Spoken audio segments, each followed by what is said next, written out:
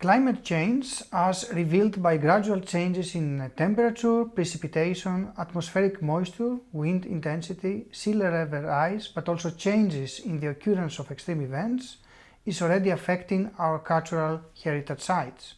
Hyperion is an ambitious project that aims to support cultural heritage resilience against climate change. Coordinated by the iSense group of the Institute of Communication and Computer Systems in Greece, the project unites 18 partners from 8 European countries. We develop tools, services and novel technologies to deliver a brand new integrated resilience assessment platform that will serve as an innovative open source planning tool for policymakers, municipalities, public authorities, researchers, archaeologists, conservators, but also all other professionals. Hyperion adds on existing tools by utilizing sensors within carefully selected spots in the historic areas, vehicle-based drones, wide area surveillance services, for example Galileo and Copernicus, and community engagement tools to arrive at a more comprehensive mapping system. Innovative modeling techniques and advanced machine learning algorithms will maximize the performance and the rapidity of the decision-making process for addressing multi-hazard risk understanding. By using the Hyperion platform, end users will be able to have a better understanding of the dangers and threats to tangible cultural heritage. Currently, the project consortium performs extensive tests in the historical areas of 4 different demo sites: in Greece, in the island of Rhodos, in Italy, Venice, in Spain, Granada, and in Norway, Tonsberg. Let us now introduce you to Hyperion's 4 demo sites. We are currently in the first demo site of Hyperion with 4 monuments on the island of Rhodes in Greece, which is situated in the South Aegean Sea, one of the highest seismic risk areas of Greece.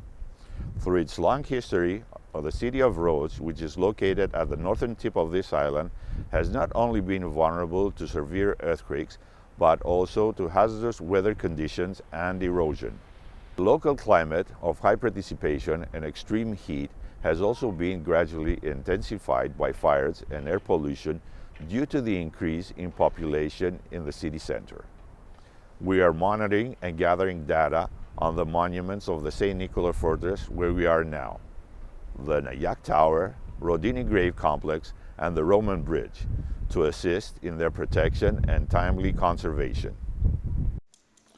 The Fortress of St. Nicholas was built between 1464 and 1467 in order to protect the northern wall of the medieval city of Rhodes and to also defend its harbor from invasion. The enormous square tower of Nayak was built between 1396 and 1421 by the Knights of St. John to protect and guard the main commercial harbor of Rhodes. A portion of the tower collapsed during the large earthquake of 1851, and it completely collapsed during the severe earthquake of 1863. The Rodini Grave Complex, which is in the ancient necropolis of the city of Rhodes, consists of unique monumental graves and cave sanctuaries. We can also admire in Rodini a park or place for recreation, which has been appreciated since the 3rd century BC for its natural environment and beautiful landscape. The Roman Bridge, estimated around the 1st century after Christ, is the only preserved ancient bridge in Greece in its original form, which is still in use until today as one of the city's main exits. Venice is known in the world for its unique historical and artistic heritage. Its existence between water and land is increasingly threatened by climate changes that cause tidal fluctuation and sea level rise. The building materials used in Venice only recently are being tested for such an aggressive environment. Therefore, It is important to constantly monitor the buildings and the monuments to verify how climate change and air and water pollution affect the life of materials. The clock tower in St. Mark's Square, one of the most famous monuments, has been chosen for the demonstration activity of Hyperion. The tower was built at the beginning on the 16th century with bricks, stone and wood, and is covered with stone materials. The monument overlooks the city waterfront, being exposed more than other Venetian palaces to the sun, the rain and the wind, carrying salt-rich aerosol from the sea. Tidal excursion, frequently in Venice, cause the so-called high tide phenomenon, affecting more than others the St. Mark's Square area, being one of the lowest area in Venice.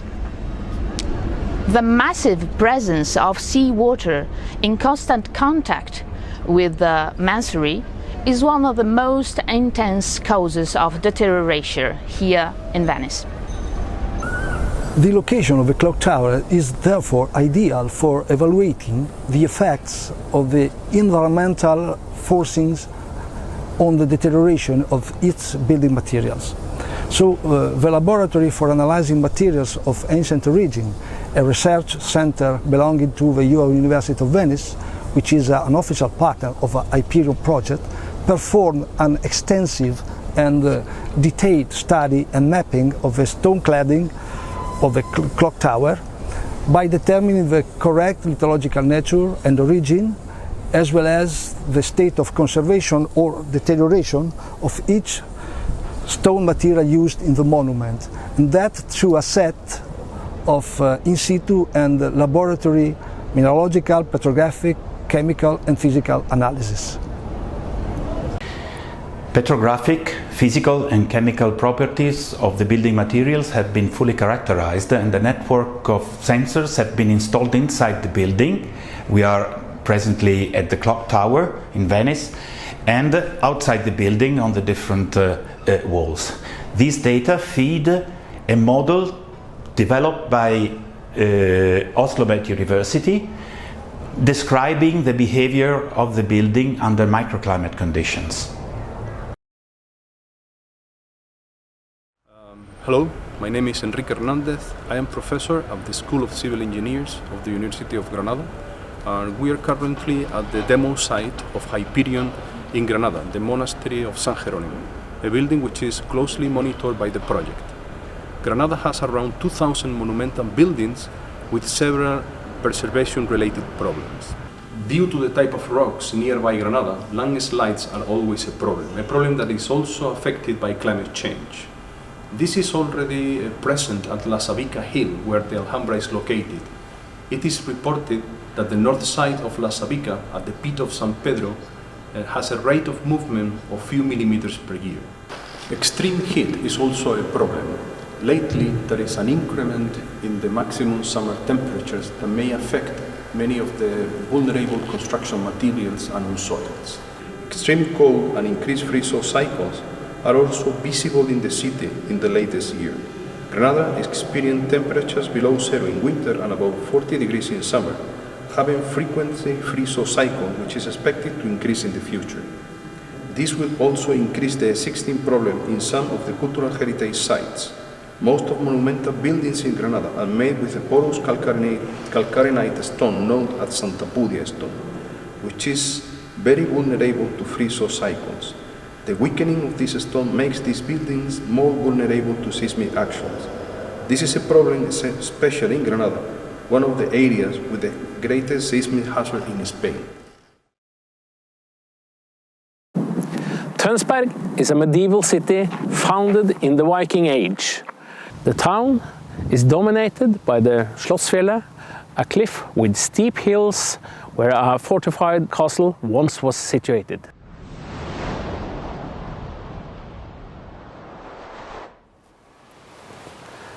Valuable historic buildings and ruins in the area are made of local stones and wood.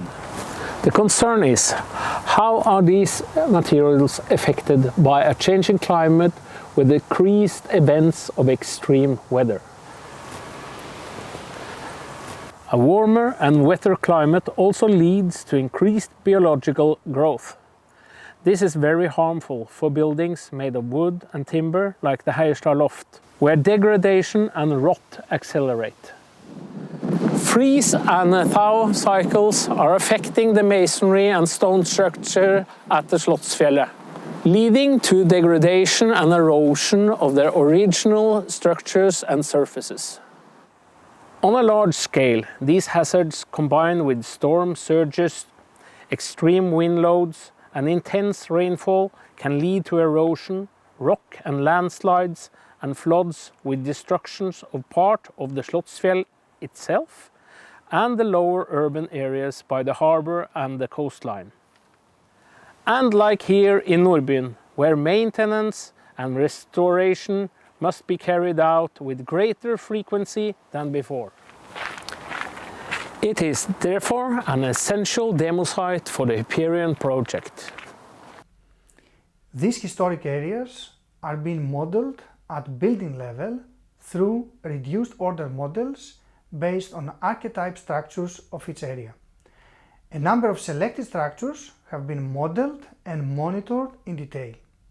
The tests will prove the suitability of the Hyperion platform for multiple hazard assessment and optimized operational and strategic decisions for management and maintenance of the historic areas.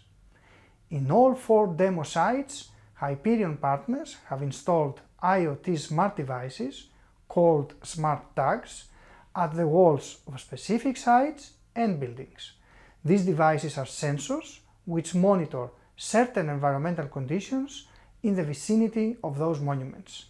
They acquire the temperature, relative humidity, the dew point measurements, and sense the dry or wet state of buildings' walls.